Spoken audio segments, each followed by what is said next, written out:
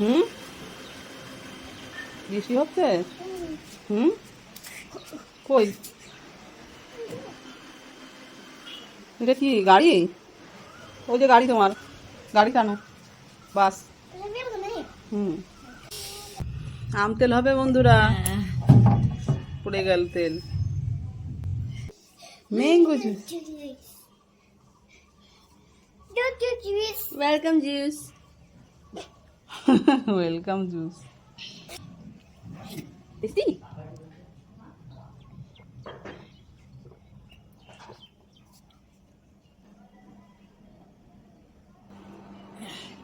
এখন হবে আম তেল,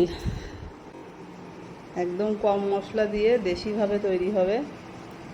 খাঁটি সর্ষের তেল, ঘরের আম, ঘরের।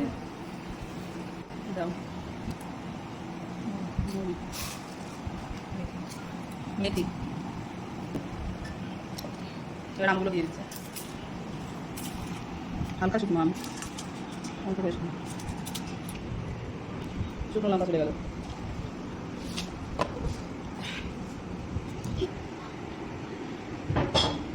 ও চলে গেল গাড়ি, বাস চলে গেল।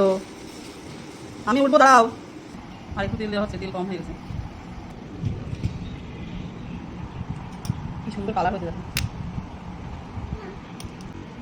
এই 12 মাস রেখে খাওয়া যাবে, নষ্ট হবে না। মশলা দিলে অবশ্যই নষ্ট হয়ে যায়, আমরা মশলা কম দিই। রান্না হবে আজকে, রান্না হবে আমাদের পটল আর ইঁচড় কাটা হয়ে গেছে, ইঁচড় রান্না হবে আজকে। পটলের একটা নতুন রেসিপি হবে আমাদের, তার নাম মা বলো। পটলের কোনা, একদম অন্যরকম রান্নাটা হবে, দেখাবো ভিডিওতে।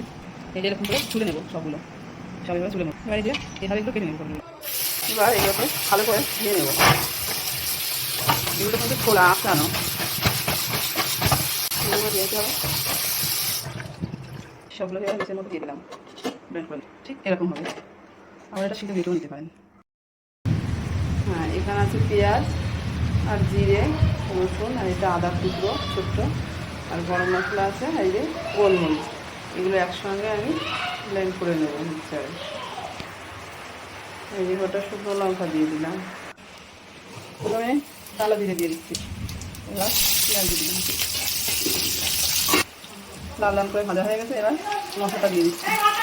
একটু লবণ দিয়ে দেবো,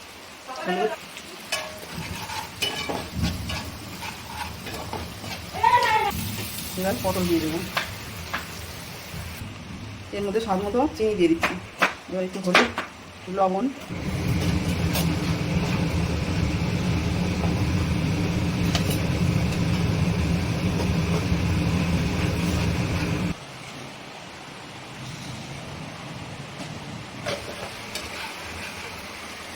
বন্ধুরা দেখেন কি সুন্দর হয়ে গেছে, একদম তেল ছেড়ে দিয়েছে, যে সুন্দর হয়ে গেছে। এবার এর মধ্যে কাঁচা তেল দিয়ে দেবো, সরষের তেল।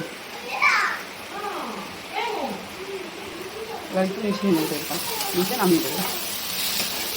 হয়ে গেছে একদম নতুন রেসিপি। এভাবে বাড়িতে বানিয়ে খেয়ে দেখবেন, অবশ্যই বলবেন, কমেন্ট করবেন কেমন লাগবে।